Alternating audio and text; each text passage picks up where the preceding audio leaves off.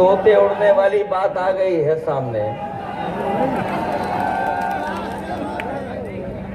तोते जब उड़ेंगे तब उड़ेंगे, लेकिन मुझे पता है कि दिल्ली वाले भी बदायूं आए हुए हैं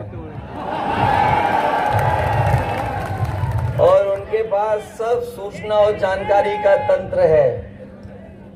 जब उड़ेंगे तब उड़ेंगे, लेकिन उनके तो आज ही तोते उड़ गए होंगे आपकी जानकारी करके।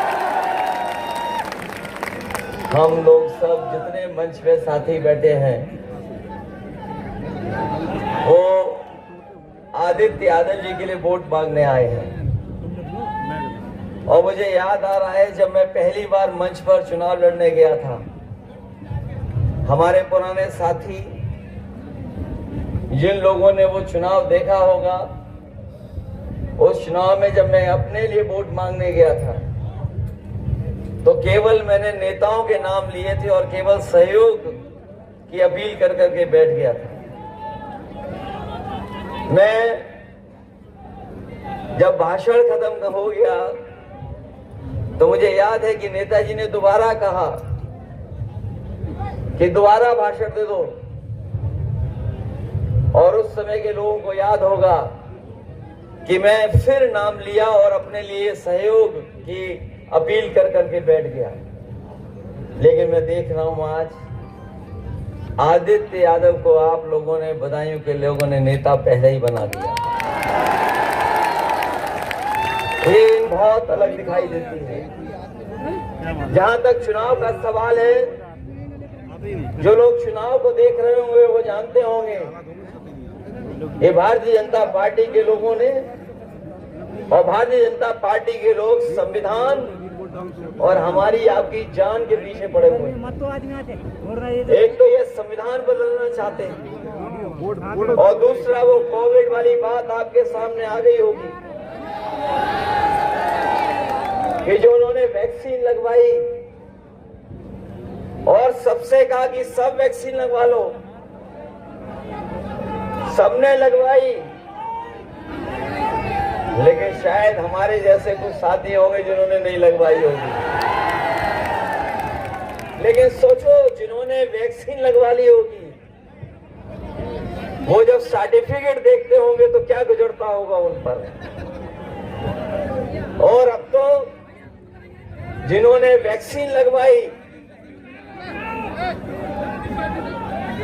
और जो सर्टिफिकेट देखते होंगे वो लोग भी इस बार निकल पड़ेंगे भारतीय जनता पार्टी के खिलाफ मतदान करने के लिए, क्योंकि ये तो आपदा में अवसर ढूंढ रहे थे। याद है कि नहीं याद है? ये भारतीय जनता पार्टी के लोग कहते थे आपदा में अवसर होता है। और जो उन्होंने इलेक्टोरल बॉन्ड की वसूली की है, शायद दुनिया में भी कोई ऐसा राजनीतिक दल नहीं रहा होगा जिसने इतने बड़े पैमाने पर वसूली की होगी। बड़े बड़े उद्योगपति, बड़े बड़े कारोबारियों से तो ले लिया पैसा इन्होंने। ईडी, सीबीआई, इनकम टैक्स का डर दिखा करके, लेकिन जो लंबी सूची आई है उसमें पता लगा है कि जिन कंपनियों ने वैक्सीन दी थी उन लोगों से भी इन्होंने चंदा वसूल लिया। और जब इन्हें वोट चाहिए था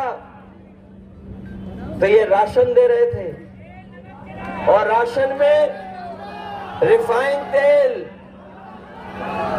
और न जाने क्या क्या दे रहे थे, नमक।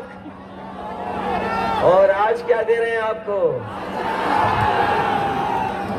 सोच रहे हैं कि इसको खा करके स्वस्थ हो जाएंगे। बताओ, राशन। और बीजेपी के लोग कहते हैं कि हमने 80 करोड़ लोगों को राशन बंटवा दिया, और दूसरी तरफ कह रहे हैं कि हम गरीबी रेखा से लोगों को बाहर निकाल रहे हैं।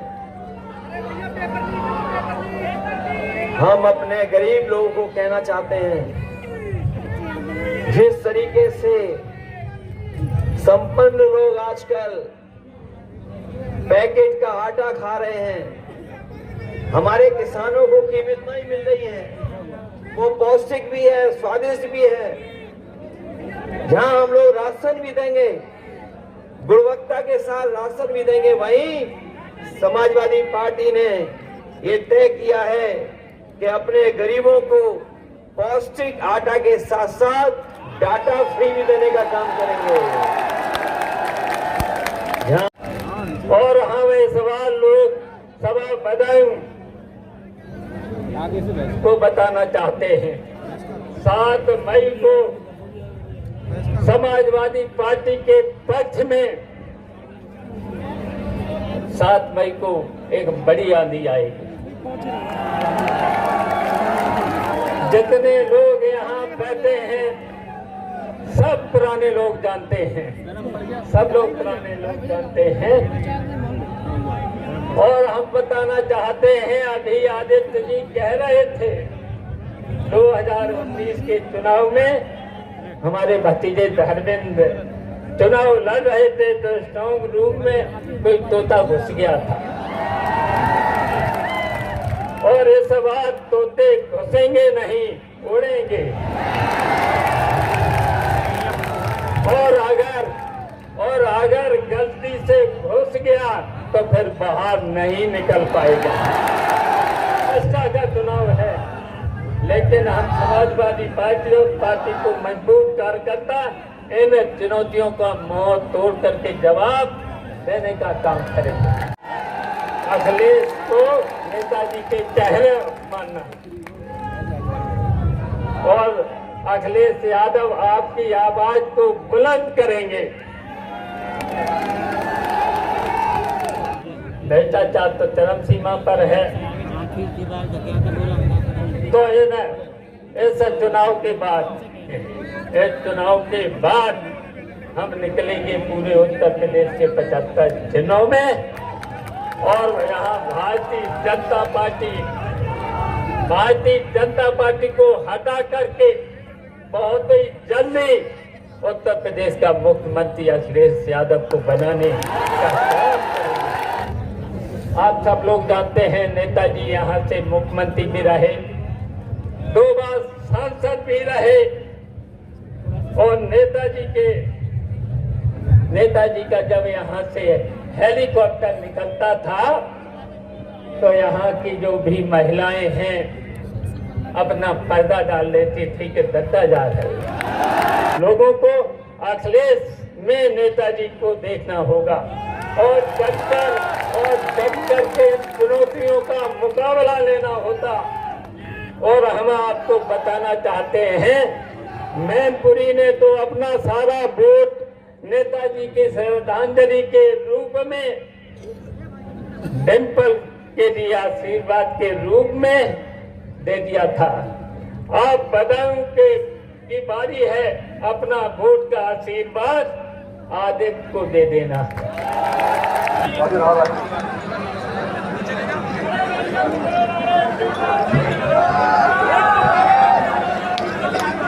जी को तलवार भेज दी और हमारे